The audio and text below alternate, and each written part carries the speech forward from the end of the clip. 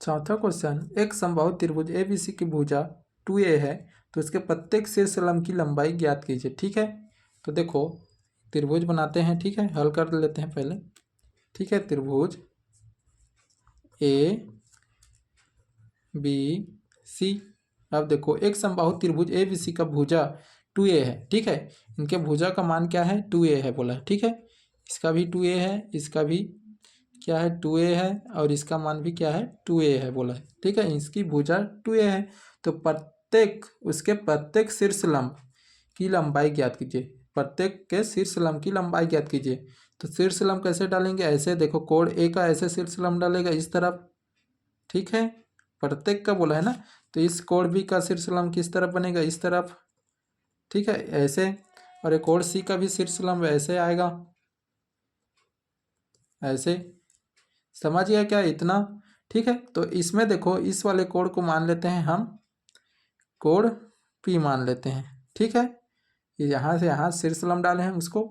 इतना समझ गए क्या। ठीक है, तो प्रत्येक का शीर्ष लंब की लंबाई ज्ञात करना है। ठीक है, तो प्रत्येक का शीर्ष लंब की लंबाई ज्ञात करना है हमें।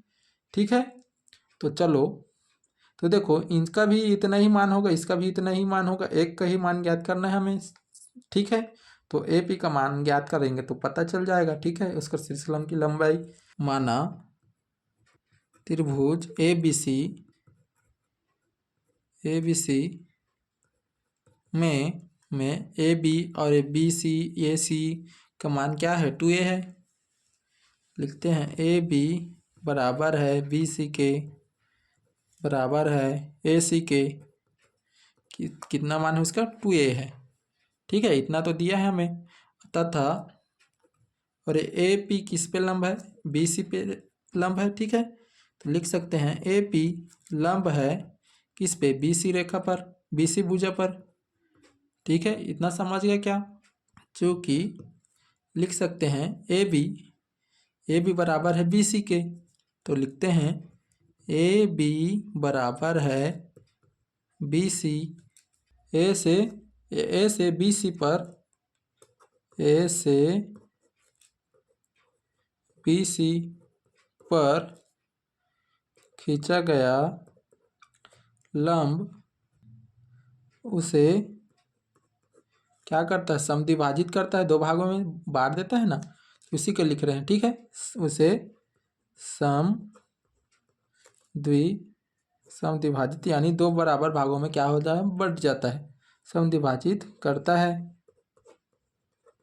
ठीक है, इतना समझ गया क्या। देखो फिर से लिखते हैं, माना त्रिभुज ABC में AB बराबर है BC बराबर है AC। इसका मान, भुजा का मान क्या है, 2A दे दिया है हमें पहले से। तथा AP किस पे लंब है, BC भुजा पर। ठीक है, और चूंकि AB बराबर है BC के, AB बराबर है BC के, अतः A से BC पर लंब पर खींचा गया लंब उसे क्या कर रहा है, समद्विभाजित कर रहा है।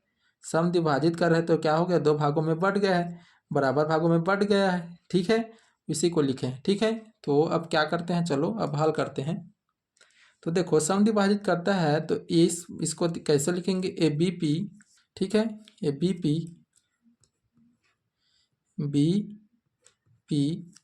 BP बराबर क्या हो जाएगा, पूरा पूरा क्या है BC से 2 का भाग कर देंगे तो क्या हो जाएगा, क्या निकल जाएगा हमारा PC। ठीक है, समझ गए क्या इतना समझ गए क्या। ठीक है, अब देखो BP दो बराबर भागों में बटा है तो BP बराबर क्या हो जाएगा, पूरे से BC से बटे क्या हो जाएगा, 2A हो जाएगा। समद्विभाजित कर रहे हैं दो भागों में। ठीक है, तो 2 से भाग कर दिए, बराबर क्या हो जाएगा, PC हो जाएगा।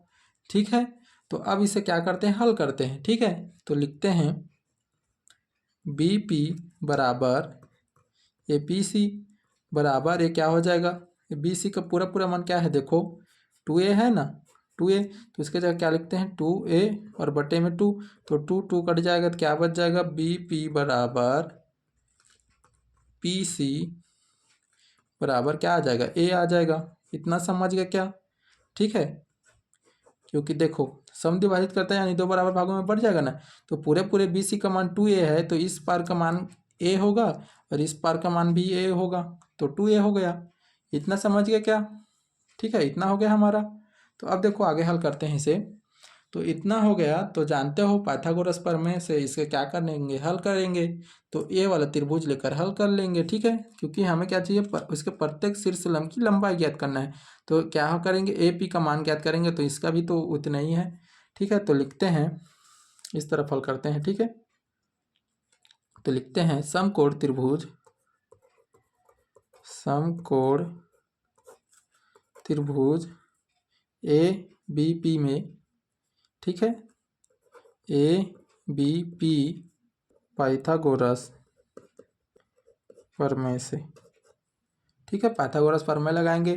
तो जानते हो यहाँ पास 90, अब लंब डाले हैं तो यहाँ पास 90 का कोण बनता है, इसके सामने वाला कर्ण होता है, ठीक है। तो क्या करेंगे, ए बी का कर्ण, कर्ण स्क्वायर क्या होता है, ए बी का वर्ग बराबर लंब प्लस क्या होता है, लंब स्क्वायर प्लस आधार होता है।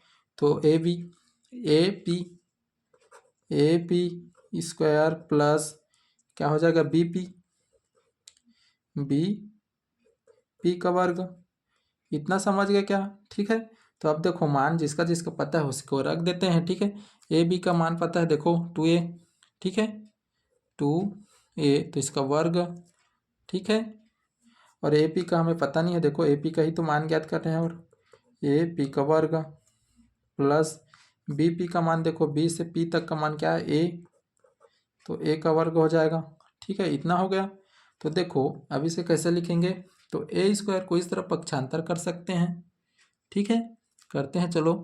तो ए क्या हो जाएगा, ए पी बराबर, जमा कर लिख रहे हैं ना डायरेक्ट, तो 2 का वर्ग कितना हो जाता है, 4 हो जाता है। और ए का वर्ग करेंगे तो ए स्क्वायर हो जाएगा।